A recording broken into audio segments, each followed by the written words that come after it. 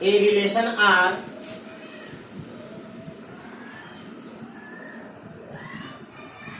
defined on set A is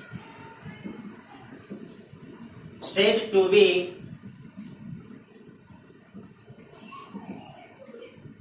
identity relation if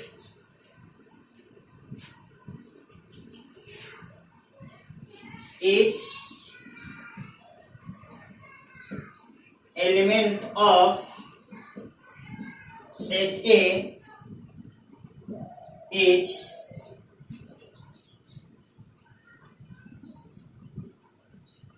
connected with it itself only। यहाँ पे definition में लिखा गया है कि एक रिलेशन आर जो है सेट ए पे डिफाइन किया गया, उसे हम लोग आइडेंटिटी रिलेशन कह सकते हैं यदि सेट ए के प्रत्येक सदस्य केवल अपने आप से कनेक्ट हो, किसी और से कनेक्ट न हो। आप यहाँ पे इसको मैथमेटिकली लिख सकते हैं, दैट इज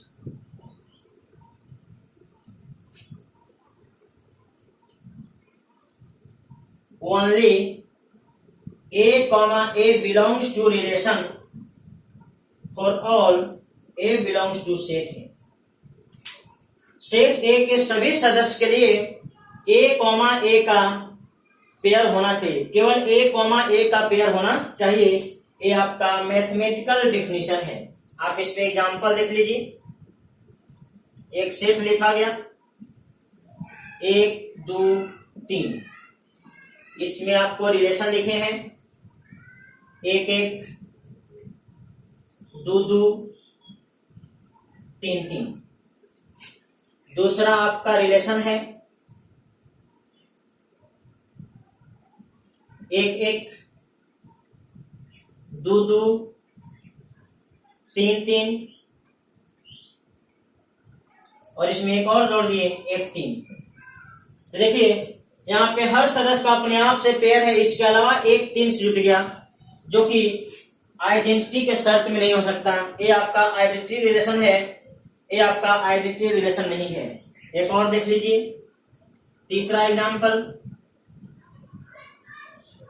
1 1 2 2। ये भी आपका आइडेंटिटी रिलेशन नहीं है। क्यों? क्योंकि इसमें 1 1 से जुटा, 2 2 से जुटा, लेकिन 3 3 से नहीं जुटा। यहाँ पे प्रत्येक सदस्य का अपने आप से पेयर होना चाहिए। इसमें से अगर एक भी सदस्य का पेयर अपने आप से छूट जाता है तो आपका आइडेंटिटी रिलेशन नहीं होगा। आप इसे नोट कर लीजिए। रिफ्लेक्सिव रिलेशन क्या होता है, इसको समझ लेते हैं। A relation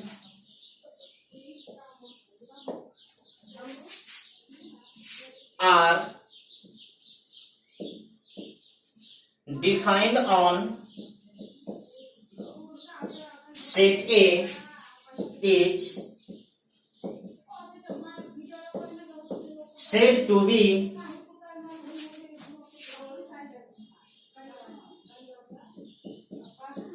reflexive relation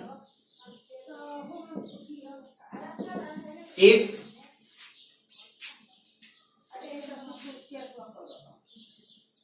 each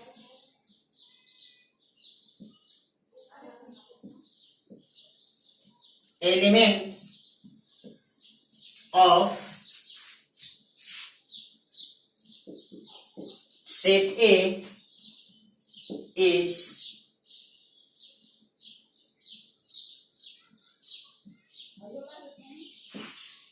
connected with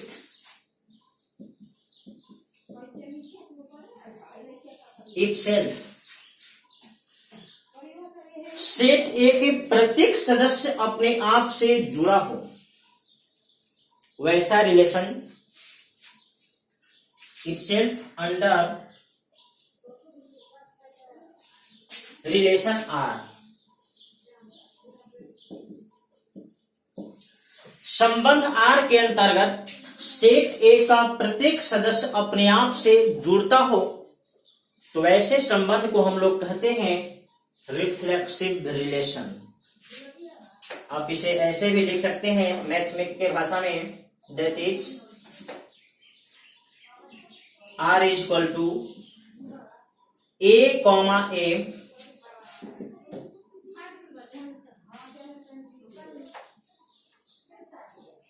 A comma A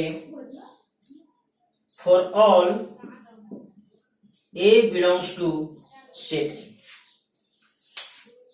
A comma a for all a belongs to set A.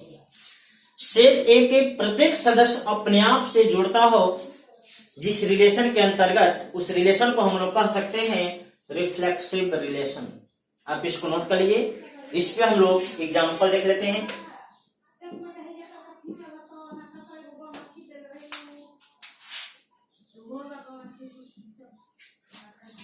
Set में हो गया 1 2 3 और इसमें रिलेशन लिख लेते हैं R1 में 1 1 2 2 3 3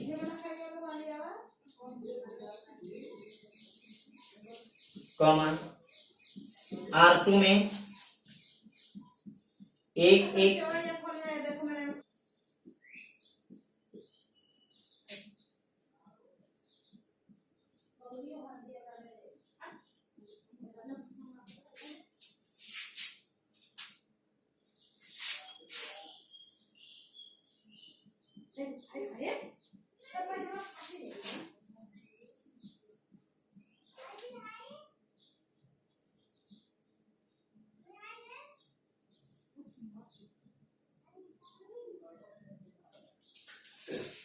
एग्जाम्पल को समझ लीजिए।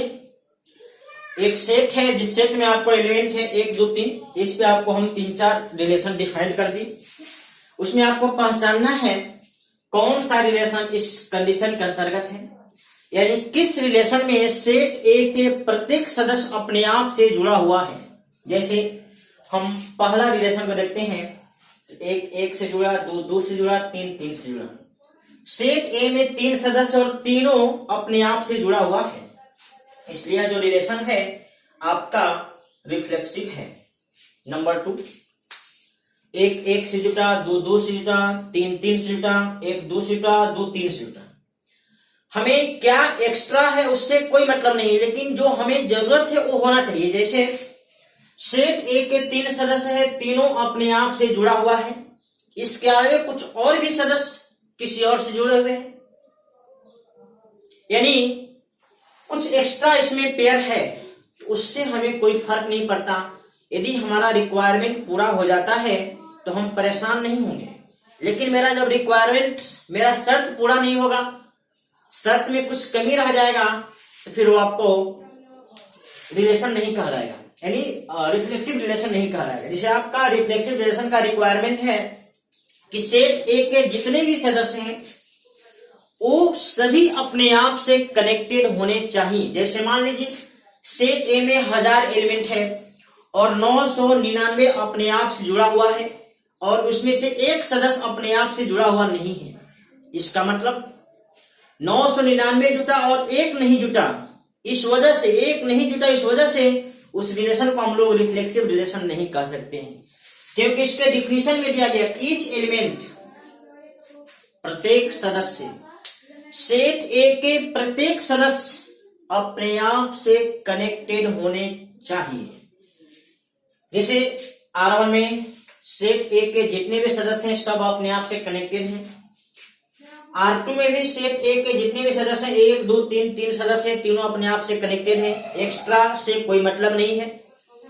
लेकिन R3 में ये जो तीसरा रिलेशन है 1 1 से जुटा, 2 2 से जुटा, 2 3 से जुटा, ये 2 3 से जुटे या ना जुटे कोई फर्क नहीं पड़ता, लेकिन सेट ए में 3 सदस्य थे, 2 अपने आप से जुटे, तीसरा अपने आप से नहीं जुटा। तो सेट ए का प्रत्येक सदस्य अपने आप से नहीं जुटा, 3 था, 2 जुटा, 1 नहीं जुटा। इस एक के वजह से, एक सदस्य की वजह से ये जो रिलेशन है यह रिफ्लेक्सिव नहीं है।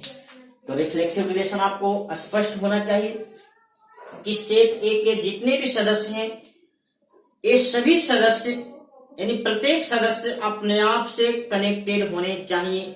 अगर सेट ए में 1000 सदस्य हैं, 10,000 सदस्य हैं, तो उन सभी सदस्यों का अपने आप से पेयर होना चाहिए। ऐसे नहीं कि बहुत सारे एलिमेंट अपने आप से जुटे हुए हैं और कुछ उसमें से सदस्य अपने आप से नहीं जुटे। अगर एक भी सदस्य अपने आप से नहीं जुटा, अगर वह सेट ए का सदस्य है, तो उस सेट पर उस रिलेशन को रिफ्लेक्सिव रिलेशन नहीं कह सकते। आप इस बात को नोट कर लीजिए। यहाँ एक नोट ध्यान दीजिए, any identity relation will be reflexive relation but any reflexive relation में और may not be identity relation. मतलब आइडेंटिटी रिलेशन आपका रिफ्लेक्सिव रिलेशन हमेशा होगा, लेकिन रिफ्लेक्सिव रिलेशन हमेशा आइडेंटिटी रिलेशन नहीं हो सकता। हो भी सकता है और नहीं भी हो सकता, वो निर्भर करेगा उसके कंडीशन के ऊपर। तो आप इस बात को नोट कर लीजिए, हमेशा आपको ऑब्जेक्टिव सवाल। दूसरा आपका रिलेशन है